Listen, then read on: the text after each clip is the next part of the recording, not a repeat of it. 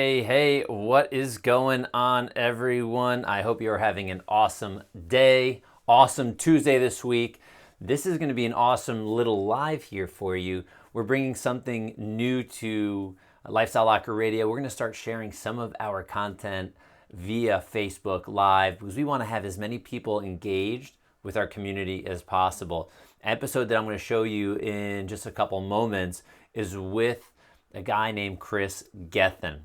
You'll see him in the video. He's a superstar in the natural health world and a lifestyle world. He is a guy that he likes to call himself a hybrid athlete. And a hybrid athlete is someone that can do many different things.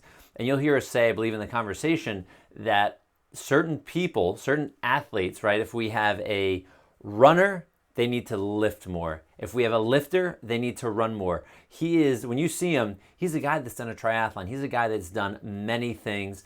So without further ado, I'm going to share this episode of Lifestyle Locker Radio with you. And if you're liking it, please share something in the comments.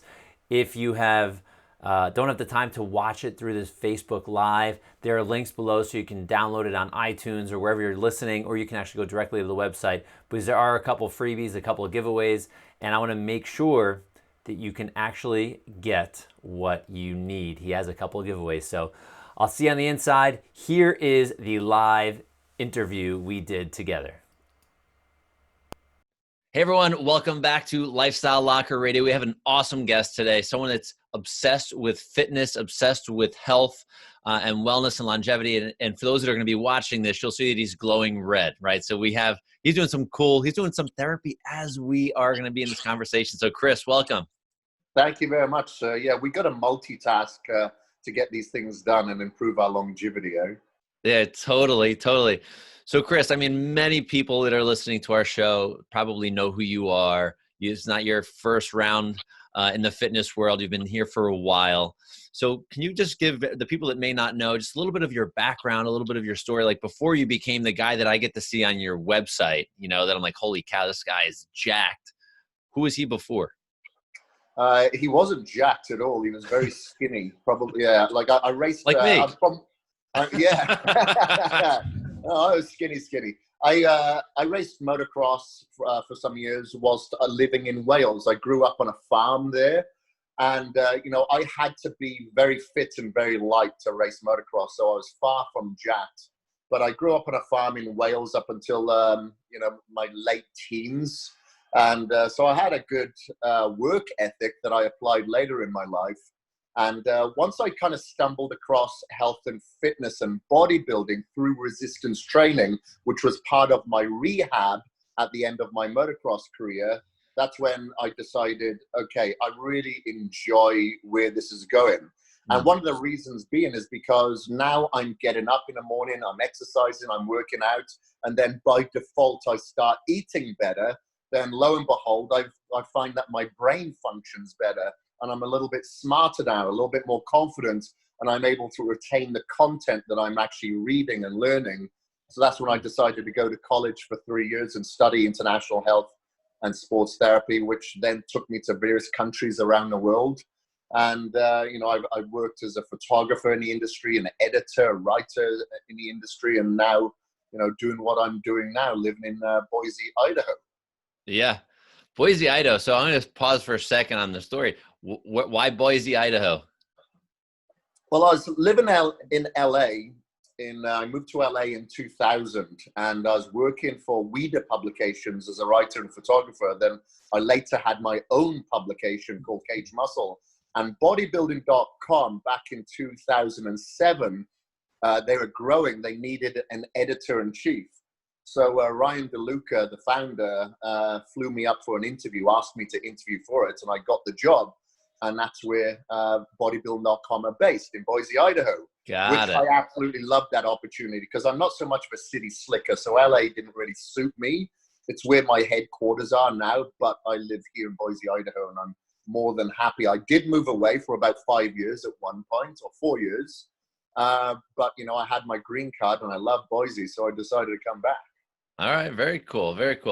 I actually, a funny story, just with Boise, I got a scholarship. I got an airline ticket sent to me to go to, I believe it was University of Idaho in Boise, to be on their Yeah. ski team. I just Oh, like, I'm really? like, Idaho, what's in Idaho? I'm never going out. And, as I got through school and graduated and did all the stuff I've been doing now, I'm like, crap, I could have been skiing in some pretty epic, epic stuff at this Yeah. point, but it wasn't meant to be, but it's pretty cool. Boise, Idaho, Maybe you'll have bodybuilding.com. to get out here sometime soon. I was snowboarding here last weekend, and I'm gonna go up there again tomorrow because it's 20 inches, fresh inches, going to be waiting by the All morning. right, that's not nice. You shouldn't be saying stuff like that. I gotta rub it in, right?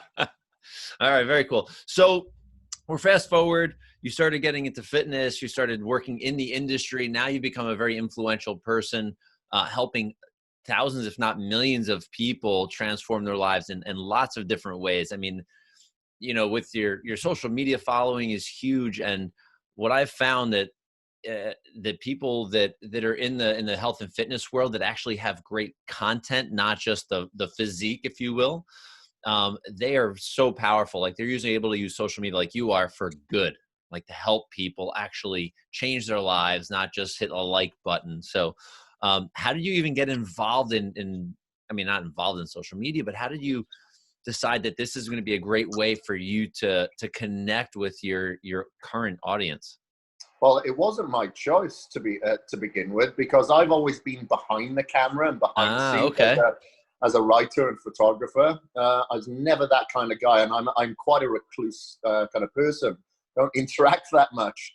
So when I'm at an expo or something like that, it can throw me off a little bit. But Ryan DeLuca, I was competing in natural bodybuilding for several years, from '99 up until 2009. And there was only 30 of us in the office of bodybuilding.com then. And I was the only guy competing. And Ryan wanted somebody in front of the screen to educate people as like a personal trainer. So I started doing these daily video trainers, showing my preparation, showing the consumer, the viewer, how to transform. So it started from there. And there's a woman called Crystal Matthews who was working in marketing at that time. And she said, you should really start a Facebook page. This is in 2010, I think it was, maybe 2011, a fan page. I was like, you're crazy. I'm going to start a fan page. It's like dumb. It's stupid. But later on, I decided, okay, I'll start this platform, which worked out to be a great help for me to interact with people. Because when I was getting into bodybuilding, I'd just look at a before and after picture in a magazine and see a supplement next to it and think, okay, I must take that supplement if I want to get that transformation, but with no ability to ask questions or interact. So now I guess what I'm doing is putting out content through social media that I wish somebody was able to put out for me, and actually interact and help people. Because as we know, everyone deals with different things. People get into fitness because they want to rehab, or they're getting through depression, or they've gone through a marriage breakup or whatever. So we have to acclimatize our content specific for that individual. And in this day and age, we're able to do that. So I like it. I enjoy it for that fact. If I didn't have a business, I probably wouldn't do it because I've been forced to do it. But now I actually enjoy it because I see the transformations, not just physically, but emotionally, mentally, spiritually, and that's what creates a lot of satisfaction and gives me purpose. Yeah, I think it's great. I mean, you're not just inspiring people alone. You're educating them, because then they can connect with you. I mean, you just launched you said a new site, right? What was it? Yeah. Health Kick. Which Health with a K, Kick, K-I-K, right? K-I-K, yeah. Right, healthkick.com, so people can get content. Like, how does it work? I know they join. It's a membership. How does it work with them to get into interact with you and work with you? Yeah, for sure. So people wanted, it's like whatever you put out there. I've put out 7 books. I've put out video trainers. People want more. So I decided to start this platform, employ some more people to create that more. So with that membership base, there's lots of stuff that I put out there. So I did like a quote unquote 6-month daily video comeback trainer, because for about a year there, I did whatever I could to lose as much muscle as I possibly could. And then I decided to document it coming back. And then I did a push-pull video series. And now my aim is to put out a book, an ebook, every 2 weeks. So I usually spend my weekends going through clients' programs and writing books. And whenever I've got spare very time, cool. that's what I do. And we do like a bi-weekly, webinar, and I put out a quarterly magazine and just as much content that I could put out there additional. And I obviously, have VIP coaching. So I've just started like with 15 clients, like a challenge. So we'll go through the challenge and see which one of my clients gets the best transformation, because then it creates, some friendly competitiveness within them as well. And, any more accountability that we can offer, the better. Yeah, and you're building up people's confidence in themselves, which is huge, which is so lacking in this world now with all these young kids, that see people on social media and they don't know what to do. They just want to be that person without having to do any of the work. So this is really cool. You got to get people to do the work, get inspired, get excited, and then they get to share these transformations with the world. Yeah, for sure. And I think that, the problem that we have today, especially with like Instagram, Facebook, it's that instant gratification. Everybody wants the results now, especially like you said, a lot of the younger generation. Yeah. And, there's more insecurities I found in this industry than the person that's walking into Wendy's or McDonald's. Yeah. So, we all get into True. something like this because of confidence issues, or maybe we were bullied or whatever it may be. So, it definitely is an area that we need to focus on. It's definitely from the neck up if you want those results from the neck down, but we shouldn't prioritize the vanity purpose that we see in front. It's that lifeline. It's the gratification. It's the satisfaction. It's being present. And, sometimes changing your perception, because it's always woe me and, what you deserve instead of what you can give. Yeah, that's interesting. So let's turn a little bit here and pivot. You mentioned like we were on pre-recording, and even I was looking you up online. You mentioned, I think it's called like a hybrid athlete. Yes. Right? Right? Which is really cool, because when I was looking you up and I saw I looked at your picture on your website, like, holy crap, this guy is jacked. And then I see ultra marathon, triathlon. I'm like, wait, hold on. This doesn't even make any sense in my head right now.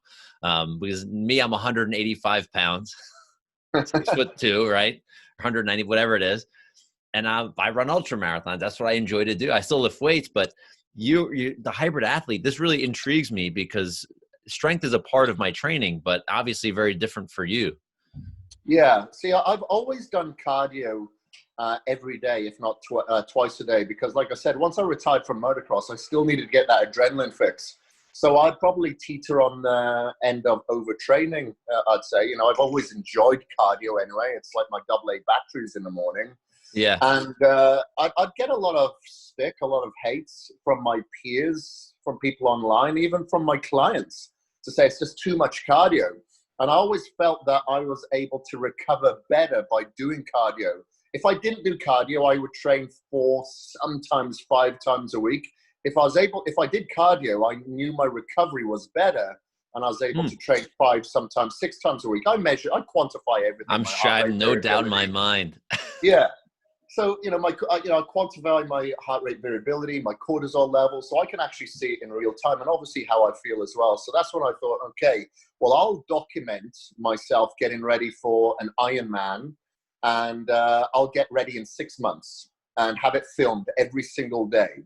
So that's what we did. And I will not lose muscle. If anything, I'll put it on.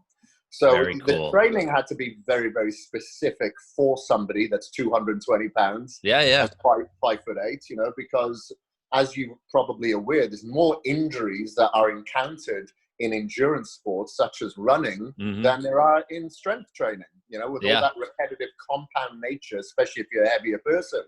So we documented that. During that time, I did an Olympic distance and then a half Ironman, and at the 6-month point, I did my first Ironman, full Ironman, and went to the lab beforehand and after to get tested for, my FTP lactate threshold, and in the DEXA scan as well, the DEXA scan, to show that I actually had put on muscle. So I just wanted to prove that you can be big. You don't have to be lighter to be an endurance athlete. Okay, you may not win an Ironman, but you can still enjoy the journey and still participate in both. So we documented that, and it's been great because now I have so many people contact me with pictures of their Ironman medal, or they've completed a half marathon or whatever it may be, and still continued with their strength training. And that brings me a lot of joy because I know that can't be faked. You have to put in the work for that. It's great that people go through transformations and jump on a bodybuilding stage, but let's face it, they're not going to turn you away from jumping on a bodybuilding stage. Yeah. But you have to put in the work to cross over that line in, that ultra marathon or that triathlon. Yeah. So the people that you're working with, besides yourself, since you've already, like you said, you've documented everything, which is so cool. I'm going to start looking all this up because I'm very interested, because I'm in the gym probably 3 or 4 times a week, as well as whether sprinting or distance, whatever it may be. But I'm sure a lot of the muscle, if you will, building has also a lot to do with food intake.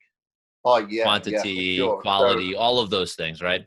Yeah, there's no doubt about it. And as you know, in the endurance community, they're not the healthiest of people. Like, no, there's a lot of pizzas, there's a lot of burgers, there's a lot of beers. And I recognized that once I got plugged into that social pipeline. So I wanted to bring something new. I wanted to create this hybrid crossover where the endurance athlete should be doing strength training and the bodybuilder or strength trained athlete should be doing endurance work at the same time. Because, not a lot of bodybuilders aren't necessarily healthy, and their pecs aren't going to get them to 100 years old, but their heart could if you train it in the right way. And when you mention the food, there's 5,000 calories plus per day. So, whilst I was going out with a lot of endurance athletes who were eating some gels and some bars, I had a backpack full of food on my bike, and that's just how I had to retain. And, I'd have my bottle with a jug like this with my amino acids and my BCAAs and electrolytes, etc. Yeah. It's interesting. My last event that I did, my last ultra event, it was pretty neat. They had their tent, like the main tent said healthy side and unhealthy side. So I walk in and we pack 99% of our food. Like I tend not to eat any of that other stuff, but I walk in, one side's got like broccoli and carrots, and the other side's got M&M's, Doritos, and like soda. That's right. I'm like, this does not even make sense. I mean, you'd think, I guess, in both extremes, both with the fitness, like the bodybuilding world, as well as the ultra endurance world, they go to so much extreme to try to, just get through maybe an event or get, I watched a guy with bodybuilding when I was in chiropractic school, like just sucking down dry oatmeal before an event. And I know that's to, pull water or whatever. I'm like, that can't be good for you.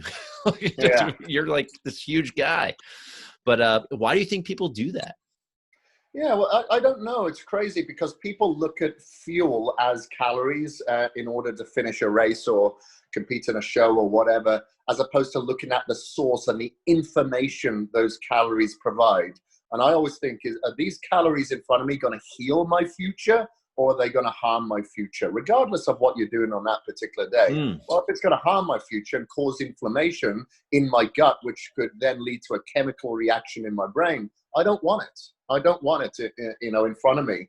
And, people use justification easy to, justify why they should eat a certain food. And maybe because they're running a race, they justify it, And it was funny when you're talking about that. I remember the aid stations of this ultra that I was doing, and at the very last station, when you get to there was 13 miles left, that's when they had tequila and alcohol at that aid station. Wow, it's bizarre, absolutely bizarre. And when you finish an Ironman, I've done several Ironman now, they always have a tent for the athletes, but it's just cookies, pizza, burgers, and I never go there. I end up finding a restaurant that's close by, and I'll buy 3 main meals if I haven't taken my own food with me.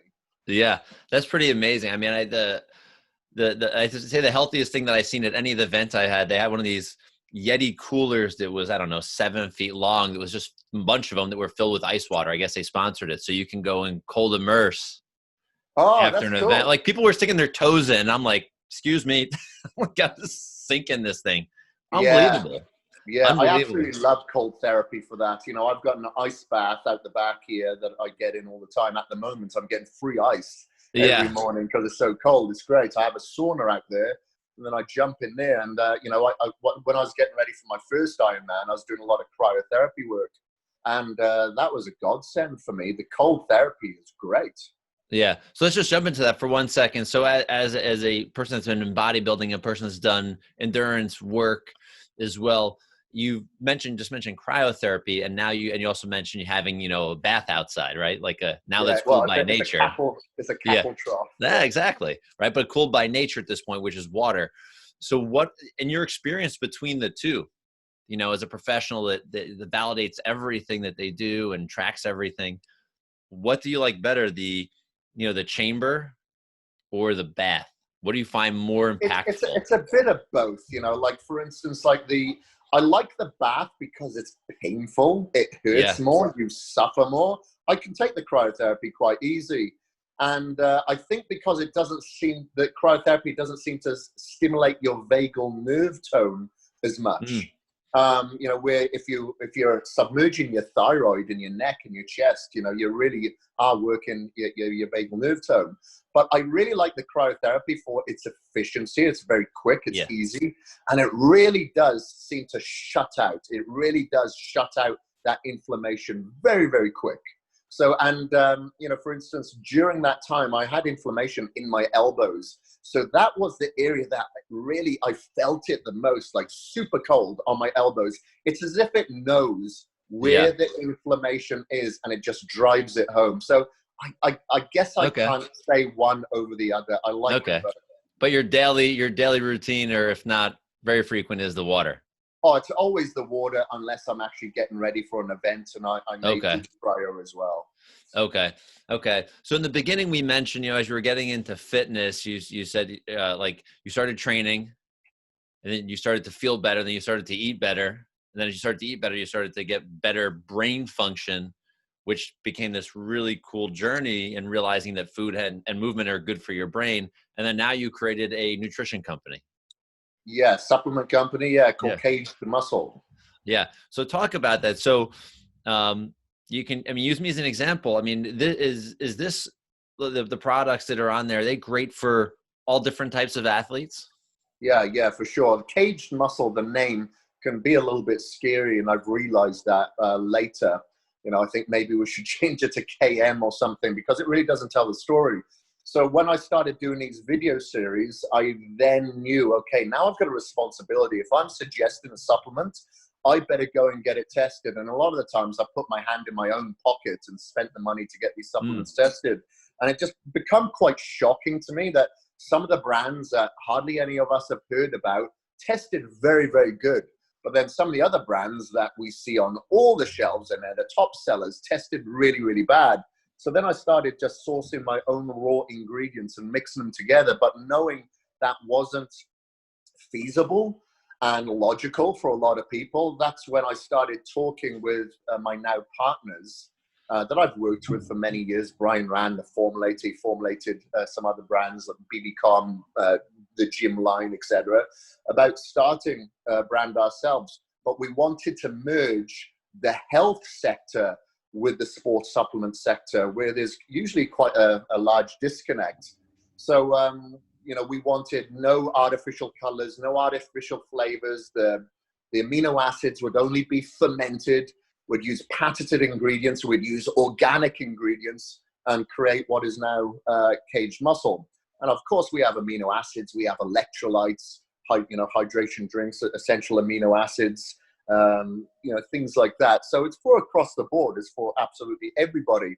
You know, if for an endurance athlete, the only thing that I'd say that you really would need to add is like a carbohydrate powder that we don't do. But mm. we don't do something unless we think we can do it better. We're not a Me Too brand. So I That's believe that great. Vitago is an absolutely amazing carbohydrate powder. So we're Which one not is going to it? go Vitago. Okay. Vitago. Yeah, it's a great carbohydrate powder from Sweden originally. And it's not so much what it is, it's the handprint of how it's made. Is the bioavailability and the osmolality is very, very good inside the gut. So that's what we decided to go ahead with. You know, that's what I utilize and suggest for endurance athletes further than what we have. Okay, great. So what's next for you? I mean, you're doing so much. You're inspiring, you know, probably millions of people around the world. Now working with people. How many hours a day do you usually have? Well, I'm very efficient. Like I said, you know, when I'm working, talking to you now, I'm either on a desktop treadmill or blasting myself with red lights. So my day usually starts about 4 o'clock in the morning, and it usually finishes about 7 o'clock in the evening. But, you know, people say, God, that must be boring or bad or monotonous. I'm just doing what I like doing. So it doesn't feel like I have a job. And I don't have kids, so I don't have those sort of commitments. I'm like a child myself, so that's enough. And but, you know, moving forward, obviously we want to continue to expand with Cage Muscle. You know, we're coming out with a multivitamin very, very soon. It's completely natural. And then, you know, I've got a gym franchise in India that we're working on now that we're going to be expanding to the US probably in 2021. Very, very cool. So what does downtime look like for you? Downtime is kind of like this. Snowboarding at this time of the year. I love snowboarding.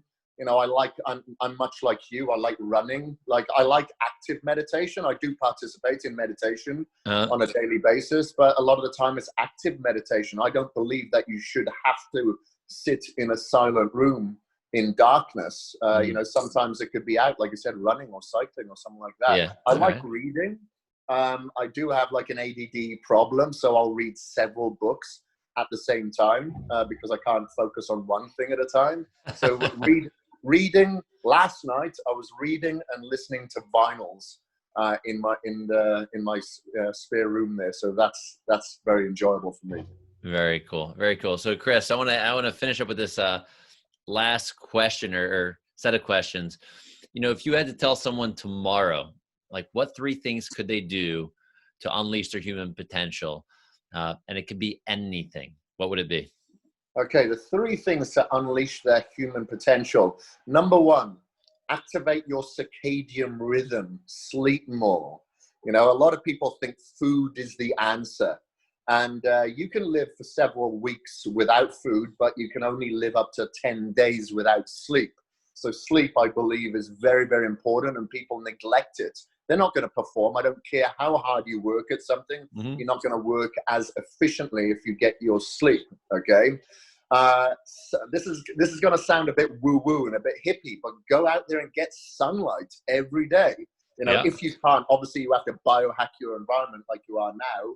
But without getting that sunlight, your restorative red, as you know, I'm sure you know, you're just not going to feel as good. You're not going to perform as well. And then, you know, the following thing, I'd say the 3rd pillar is going to be persistent and expecting the unexpected.